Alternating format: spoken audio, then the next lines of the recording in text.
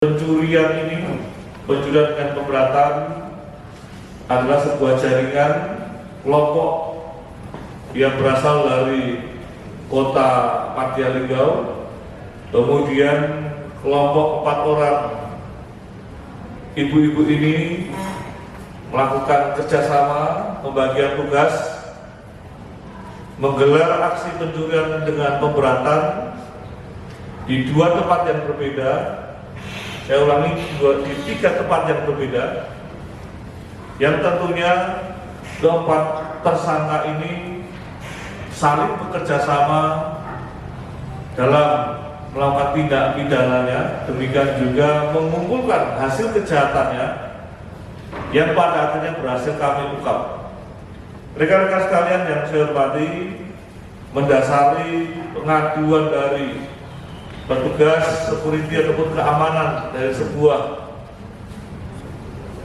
pusat perbelanjaan yang ada di Kota Palembang, telah adanya tindak pidana pencurian dengan pemberatan yang dilakukan oleh 2 orang yang berawal dari 2 TKP di sebuah pusat perbelanjaan.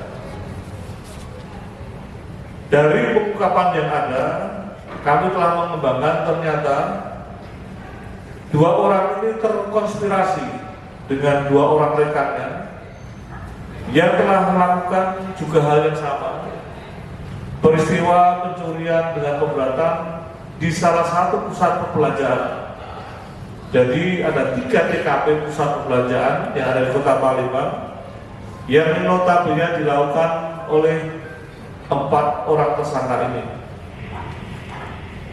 Saudara S dan saudara D yang notabene ibu rumah tangga dari Kota Linggau bersama tersangka saudara K dan saudara M berangkat bersama-sama dari Kota Linggau pada tanggal 17 November tahun 2024 dan menginap di salah satu hotel di Kota Palembang. Keempat orang ini telah merencanakan aksi pencuriannya, khususnya dengan memanfaatkan situasi yang sepi di pusat perbelanjaan, kemudian dengan modusnya memasukkan hasil curiannya itu di dalam tubuhnya, sehingga terkesan dalam kondisi mengandung atau hamil. Pada hari pertama, yaitu tanggal 17 November tahun 2024, di salah satu pusat perbelanjaan, 2 orang yaitu saudari K dan saudara M melakukan aksinya pada siang hari, yaitu pada pukul 14.00 dengan mengambil sekian helai celana pendek maupun celana panjang, kemudian mengulangi kembali setelah berhasil mendatangi kembali pada pukul 16.00 dengan mengambil barang yang berbeda, itu 21 tas kecil.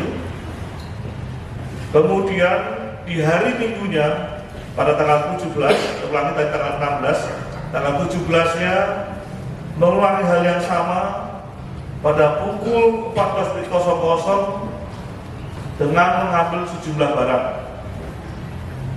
Kemudian keluar dengan berhasil mengambil barang yang telah disembunyikan di bagian tubuhnya, mendatangi kembali di pusat perbelanjaan pada pukul 16, dan pada akhirnya yang bersangkutan ditegur oleh petugas keamanan namun berhasil melarikan diri. Dari hasil interogasi pihak petugas keamanan yang telah membuat pengaduan, dan setelah kita melihat hasil rekaman kamera yang ada di pusat belanja tersebut, ternyata telah terjadi peristiwa pencurian dengan modusnya memasukkan hasil curiannya dalam tubuhnya, yang pada akhirnya dikumpulkan menjadi satu, dan ternyata telah dikembangkan. Kami telah juga melakukan penanganan dan menangkap saudara S dan saudara D yang telah melakukan hal yang sama di pusat perbelanjaan yang berbeda. Setelah kami mendatangi tempat penginapan yang bersangkutan, ternyata kami menemukan puluhan hasil kejahatan yang dilakukan oleh keempat tersangka ini, dan mereka menjadikan satu komplotan kejahatan terorganisir atas barang-barang yang ada di pusat perbelanjaan dengan memanfaatkan keterlenaan daripada petugas maupun kondisi yang sepi. Barang bukti yang kita amankan adalah 15 helai celana panjang, 15 helai celana pendek, 5 buah tas lempang, 45 tas kecil berbagai merek, 8 bungkus sendok yang berisi 48 sendok makan.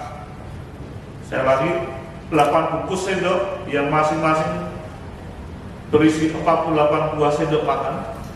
Kemudian 15 lembar baju anak-anak, 4 jaket, 30 setel pakaian tidur, 5 helai celana training, 2 botol sampo, 2 botol hand body, dan 4 botol vitamin rambut.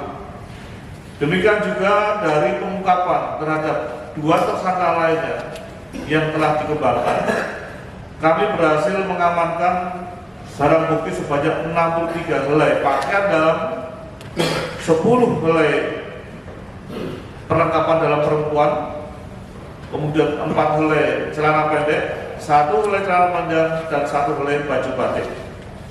Rekan-rekan sekalian yang saya hormati, atas tindak pidana yang telah dilakukan oleh komplotan 4 orang tersangka ini, kami telah menetapkan pasal persangkaan, yaitu pasal 363 ayat 1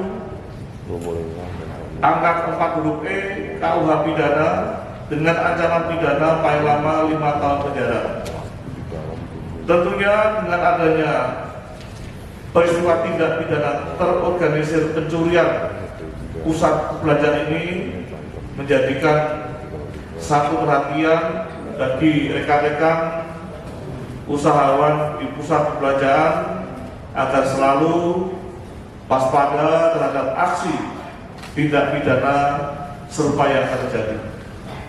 Demikian rekan-rekan yang kami sampaikan, dan kami tambahkan mendasari keterangan daripada tersangka bahwasanya hasil kejahatan ini seyogianya apabila berhasil akan dilakukan penjualan di kota legal, sehingga motif utama daripada tindak pidana ini adalah karena faktor ekonomi. Tentunya ini menjadikan satu perhatian bagi kita semua agar waspada, khususnya para rekan-rekan yang bertugas maupun sebagai pengusaha pusat perbelanjaan untuk lebih memantau keluar masuknya pengunjung yang berbelanja di pusat perbelanjaan tersebut. Terima kasih. Ada pertanyaan? Cukup ya? Cukup ya? Sudah sore ya? Cukup ya? Oke, terima kasih.